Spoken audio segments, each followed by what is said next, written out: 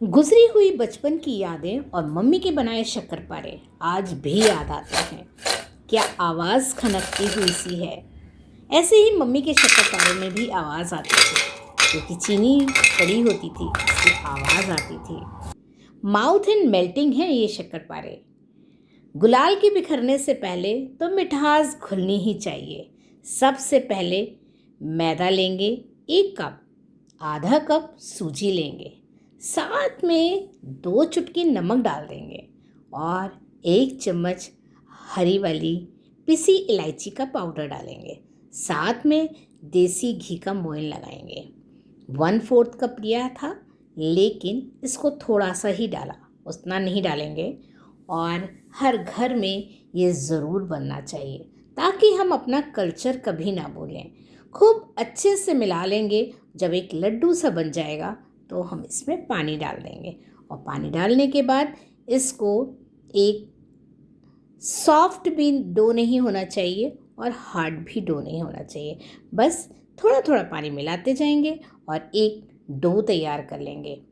फिर इस डो को जब तैयार हो जाएगा तो ढक के रेस्ट करने के लिए रख देंगे, जिससे क्या होगा कि आटा अच्छे से फूल जाएगा और बेलने में भी आसानी रहेगी।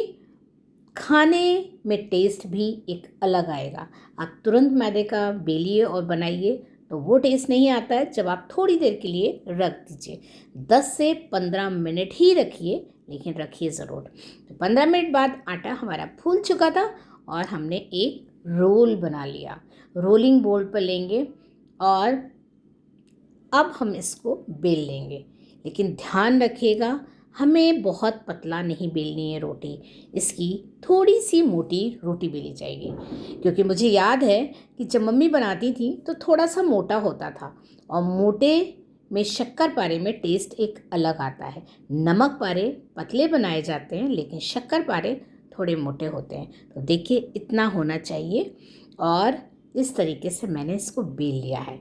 अब देखिए ये बिल्कुल परफेक्ट है ये। और मैंने पिज़्ज़ा कटर से इसको काट लिया। पहले याद है मम्मी चाकू से काटती थी, थोड़ा टाइम लगता था, बट आजकल देखिए कितनी आसान चीज़ें हो गई हैं और हम लोग झटपट ये काम कर लेते हैं। मम्मी लोग बहुत पेशेंसली ये काम करती थी।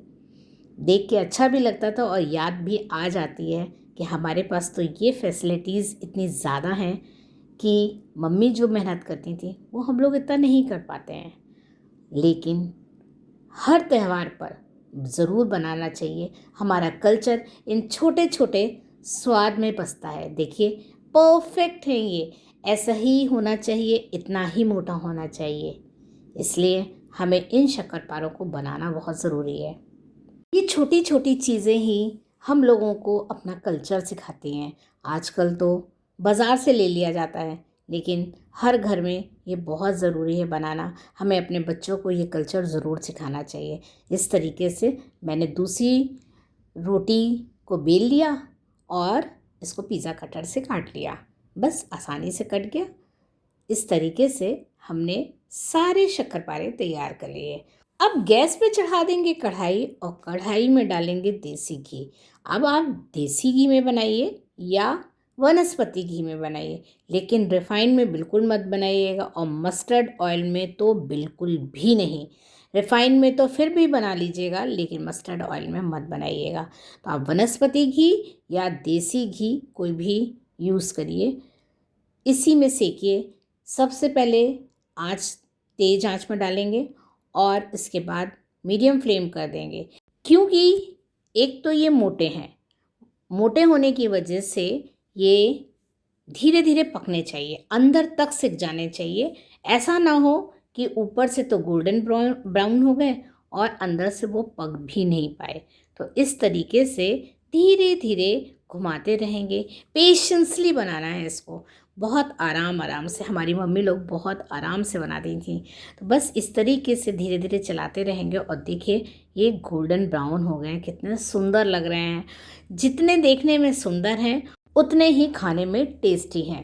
तो इस तरीके से मैं सारे बैचेस सेक लूँगी। तो अभी हमारा ये एक बैच सेका है, इसके बाद मैं दूसरा बैच डालूँगी। मुझे याद है कि बचपन में जब मम्मी बनाती थी और 1 हफ्ते पहले से बनाना शुरू करती थी, और जब बन जाता था तो मम्मी भगवान जी के भोग के लिए अलग डिब्बे में निकाल के रखती थी, क्योंकि हम लोगों का मन करता था। तो वो कहती थी कि हाँ, बच्चे हैं, बच्चों को दे देना चाहिए। और इस तरीके से वो दिन आज भी याद आते हैं जो मम्मी हम लोगों को अपने हाथ से बनाकर खिलाती थी। गैस पे चढ़ाया पैन, पैन में आधा कप चीनी डाली, थोड़ी सी ज़्यादा कर दी थी, थोड़ी सी ज़्यादा, और इसमें केसर के कुछ धागे डाले और आधा कप पानी, बस सिर्फ आधा कप पानी। और आधा कप पानी डालने के बाद इसको चलाते रहेंगे। देखिए कलर चेंज होने लगा है, क्योंकि केसर के धागे पड़ गए हैं, इससे टेस्ट भी बहुत अच्छा आएगा। बस देखिए चाशनी हमारी पक रही है, उसी में डाल देंगे इलायची पाउडर, तो टेस्ट और अच्छा आ जाएगा। इसको चलाते रहेंगे और देखेंगे, ये देखिए एक तार की जब चाशनी होगी ना, तब हम इसमें सारे शक्करपारे जो मैदे के बनाए थे ना वो डाल देंगे।